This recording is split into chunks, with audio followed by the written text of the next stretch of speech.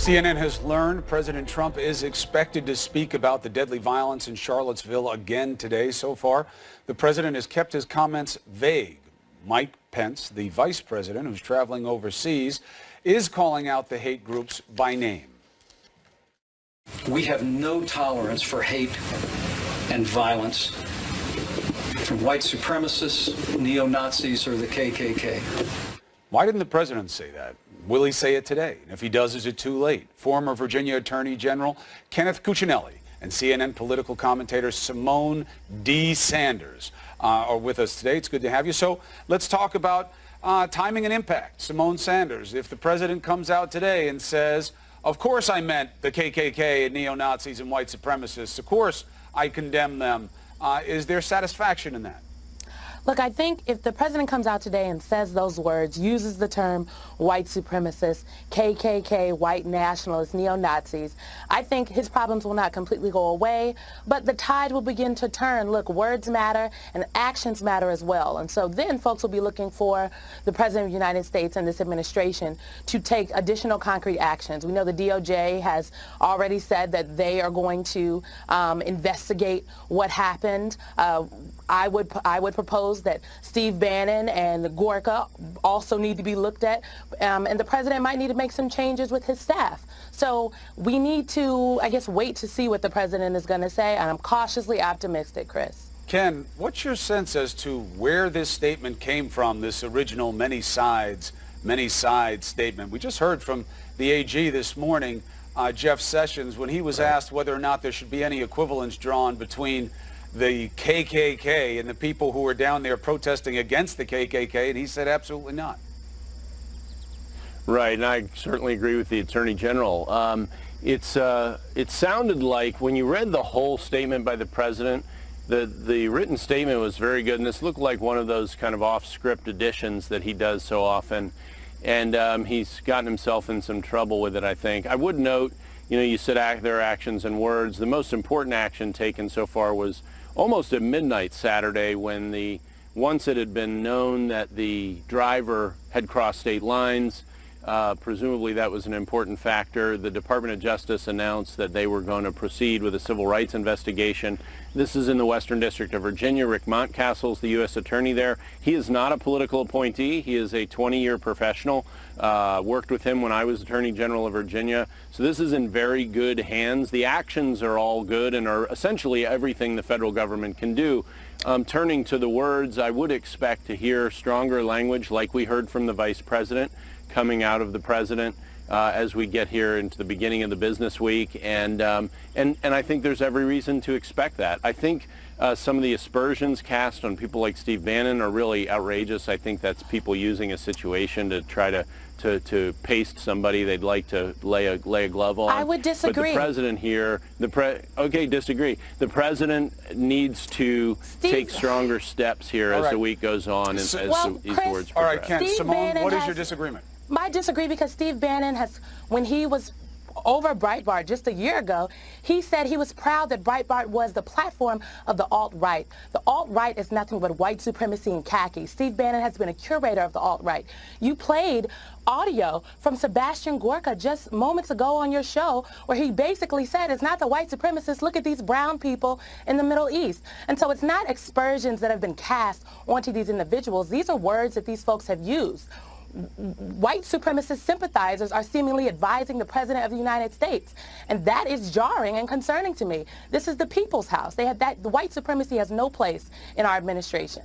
Ken, what's your sense of... Yeah, I certainly agree with that. What's your sense, Ken, Go ahead, Chris, of where it came from? Just think about it. If, God forbid you were ever in that situation and you bring your advisors around you and they say, here's what's going on. The KKK went to march because they're upset about the Robert E. Lee statue coming down, but, it got out of control and this kid flew in with a car and somebody's dead now. And where would the idea of, but let's be measured. Let's say that everybody's wrong here. Let's not call out the KKK by name. Let's not do that. Who says that? Like, where does that idea come from in your mind? And if that is a Bannon, if that is a Miller, if that is a Gorka, how do you insulate them from criticism for helping a president arrive at that kind of conclusion? Well, I don't know anything about Gorka. I know about Steve Bannon, and I just disagree with the comments made about him. But I think that you expect presidents to start, even in serious situations, fairly measured, expressing concern for the people injured, and then working your way through. Because remember, he's on top of the prosecution that happens with a civil rights investigation. If you look back to the shooting in South Carolina, the tragedy where you had Dylan Roof shooting in a black church, President Obama's initial comments were much more measured than as he went on days later. And it was a very appropriate escalation by the President, Obama I'm talking about, and I think that we should reasonably expect to see that Ken, here I don't with think it's President sized Trump. up like this, and the President took a long time. Hold on, Symone. The President took a long time here. It wasn't like as the violence was unfolding, the President came out in one regard about let's make sure it stops, and let's let the police do their job and find out what's going on.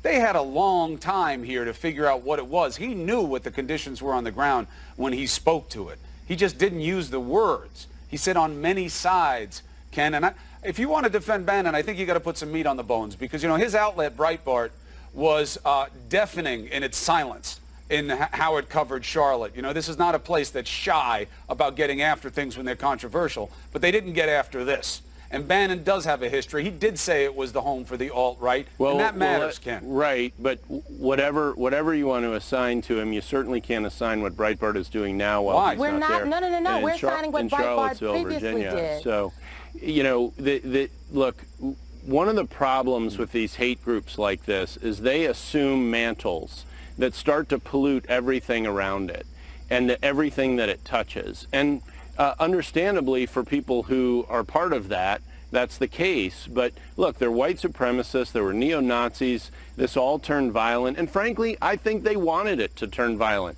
I think they wanted the kind of attention they're getting now. That was how white part supremacists of operate, their yes. hopes.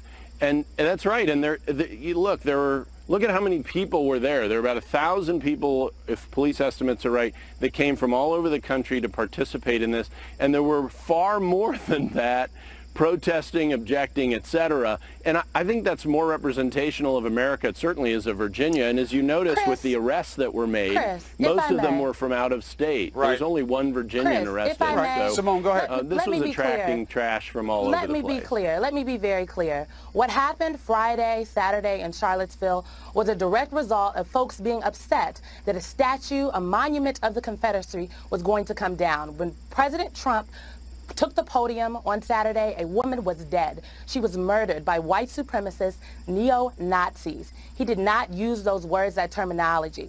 You have white supremacist, neo-Nazi sympathizers apparently in the White House, and Sebastian Gorka and Steve Bannon. This is not just rhetoric. This is very real for people all over America.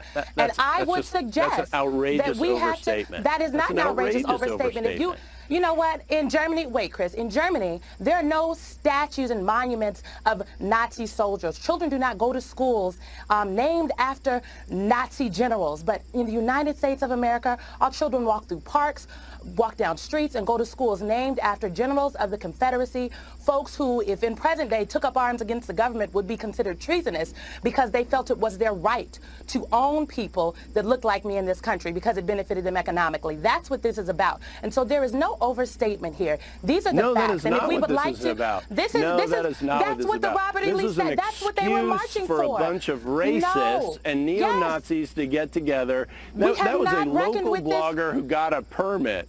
This guy from Ohio cares about Robert E. Lee. You're going to dismiss this? Nobody from Ohio cares about Robert E. Lee. Are you really going to dismiss this as though this is not bigger and more serious than just Charlottesville? Charlottesville is an egregious symptom of what is wrong with parts of all over America. I'm not jumping to conclusions, sir. I'm being factual. And you are dismissing it. And, you know, perhaps if you would actually speak to the heart of these things, we could get to the bottom of some of it. Ken, hold on a second. Symone, let's get a point of clarification. Ken, what are you disagreeing with exactly? Simone's argument is basically that, you know what white supremacists are about.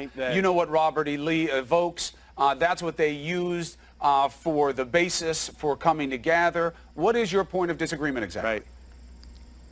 Well, my point of disagreement is that that was an excuse to bring these groups together. The local blogger who got the permit to protest the removal of the Robert E. Lee statue then blew this up. That was an excuse. Look at And now look at someone's even dead. how they got the permit. And can I finish, Simone? Will you just shut up for a minute and let me finish? Pardon me, Easy, sir. You Ken. don't get to Bless tell me America. to shut up Say- on national television. Hold on. And so then all I'm these sorry. all these Under no racists come in, circumstances all do you these get to speak to me neo-Nazis in that matter. come in Ken, from You all should over the exhibit some country, decorum. Ken, and stay understand civil. that you were Hold on, trying guys. to Both of you defend stop for a and second. dispute Simone, white now we supremacy Ken, on this program. Simone, and under no violence. circumstances Ken will I and allow Simone, that hold on happen. a second. So you need can to shut reset. up. You need to reset. Ken, you don't want to use language like that Hey, when look, you're talking to Not Simone. talking You to can me, he disagree, doesn't. but you don't talk Hey, like that on Chris, this show. You know better than that, I keep Ken. getting interrupted. I know, keep but getting Ken, we don't interrupted. tell people to Eventually, shut I up gotta on this stand show. up for myself. I know, but Ken, you can stand up for yourself Then and how still do be you make civil. them That's stop not how talking you are. when they keep interrupting You Them, let me do your job. I'm I'll give sitting you right both here. chances. No, but Simone, I apologize for that. We don't talk to people like that on this show. And Ken, I know you don't talk to people like that. And I know you don't mean to insult somebody like that on this show.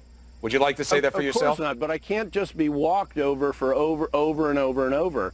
Look, let's be really clear here that step one, you had a local blogger protesting the removal of a Confederate statue. That guy was also connected, it looks like, to these outside groups. That permit was an excuse to bring these people in.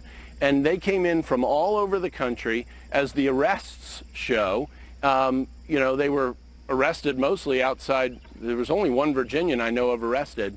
All the others were from outside Virginia. This was a gathering of hate groups. That's what it was. And they can define themselves however they want. They're all outrageous, ridiculous. And this guy was essentially a domestic terrorist. Right, but you If you're don't killing deny, people because but of what you're you not believe, disagreeing with the idea that Robert E. Lee is emblematic of a hatred that is of particular sensitivity and pain to the African American community. You don't deny that. Of course I don't deny All right, that. Where because I start to that's have a what started the problem- confusion. That's all. That's what started the confusion, and it needed a point of clarification. Where I start to have a problem, Chris, is that when you want to go ahead and say someone like Steve Bannon buys in completely to all of this, and that's the advice President Trump is getting, that just goes way, way too far. Then why So wouldn't he? President Why wouldn't he stands- name the groups then, Ken? Help me understand Well, look- how you arrive at that conclusion. Yeah, Noel, look, this president defies understanding on my part. So I fully expect, let me lay out my expectations for a president. I expect this week, as we've now gotten out of a weekend and into the week, I expect to see him making stronger statements like the vice president did. I expect to see that. I expect to see that progression, especially as they learn more facts from the ground, as we did around midnight. But you don't need to know Saturday any more night, about when this. we And learned you more know, about the driver. yeah, but Ken, I got to tell you, the analogy to what Hey, Chris, the look, previous he president could he have did. said more? Of course he could. Well, I mean, but that's the someone point. did. I mean, it took you 11 Someone minutes to point get to wasn't that to point. equate them, Chris. The point wasn't to equate them, Chris. It was to point out the escalation in the language a president uses when you've got a Right, but what tragedy I'm like saying this. I is think when that's appropriate. when there's this rush to draw equivalence and defense and protection because of what happened with Obama. I hear it on the show all the time, and there's plenty to criticize no the past equivalence is administration for. appropriate. But Yeah, what no happened with equivalence Dylan is Roof, appropriate. when you don't know what's going on, you say, we don't know what's going on, but we're going to get to the end of it. I get being measured. That's not Right. what happened here. He Right. had over a day. We knew what happened. We knew someone was dead. We knew who they had in custody. We knew who the groups were. There was no reason to offer anything vague as a way of being measured, Ken. That doesn't make sense logically. I think, Chris, the most important thing you mentioned there was the equivalence. I think the thing that the president has to wipe off the board is the notion that there's any equivalence between these hate groups and anybody else he might have been referencing. And that is on him this week. He's going to have to do that. He's going to have to do it himself. I think that's critically important in a situation like this going forward. And that's on him. We all know that he operates somewhat Chris. independently, even of his own staff, and that's his burden as we start the week. Simone, give me a last word. Chris, again, I believe we need to hear from the President of the United States today. We need to hear him say the words white supremacy, KKK, neo-Nazis, and then we need actions to follow up with those words. We need him to reverse the policy change that the United States of America no longer is looking at white supremacists in our counterterrorism program. Right. He needs to remove the white supremacists from around him, white supremacist sympathizers. That is Steve Bannon and Gorka. And I would posit that people in America clearly need to get a history lesson, such as Mr. Cuccinelli on this program. Thank you. All right, and look, let's just remember something else here. One of the things that you do when you see hate is you condemn it. The other thing that's just as important is to counter it. That's why we use civil discussion on this show. And I know you both want that when you're at your best. There is no need for anything other than that on this program. Well, I'm still waiting for my apology from Mr. Cuccinelli for telling me to really shut up on national television. And when you sweep in, and Chris, one of the problems with it, if this isn't an apology, Mr. Cuccinelli, I'm not sure what else you have to say. If people use them to smear others, like you've heard here during the discussion, Ken, I hear you. It makes it harder to have a civil discussion. I hear you, but still. I said he curated the platform. Let's focus on of the evil folks, the neo-Nazis and the KKK and those folks. Literally said on Breitbart Daily. All right, look, I didn't want to get us back in. I didn't want to get us back into the discussion. But what I was giving you a chance to do, Ken, was apologize for the language you used to Symone Sanders. Do you want to do that? I don't think he does. Let him answer for himself. I'll apologize for shut up, and I'll accept her apology for interrupting me. I don't have an apology for you. All right. I don't have an apology for you. Well, Thank you for having me today, Chris. All right, let's leave it there. I don't have one for you. Civil discussion is always the appropriate counter to hate. Both of you, thank you for being on New Day.